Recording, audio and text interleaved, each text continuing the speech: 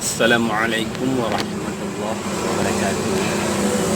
Alhamdulillah, segala puji bagi Allah dan selawat dan salam kepada baginda Rasulullah Sallallahu Alaihi Wasallam dan kepada para ahli dan sahabat beliau sekalian.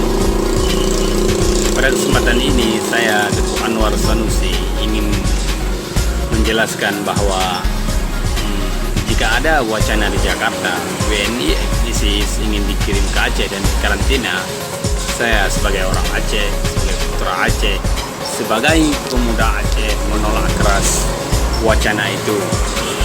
Dan saya bisa juga mengusulkan bahwa jika mereka juga ingin dipulangkan oleh pemerintah, bisa dikarantina di Pulau Nusa Kambangan. Oke, ini murni aspirasi dari pribadi saya ya, bukan mewakili banyaknya masyarakat Aceh. Karena menurut saya ya, mereka pun tidak pantas diterima lagi di Indonesia. Saya takut akan menjadi virus yang sangat dahsyat nanti bagi negara kita tercinta ini. Oke, itu saja. Dan sekali lagi saya ulangi, saya sebagai orang Aceh, sebagai pemuda Aceh, sebagai warga Aceh yang menolak keras WNI ISIS dikarantina di Aceh dengan berbagai-bagai macam hal.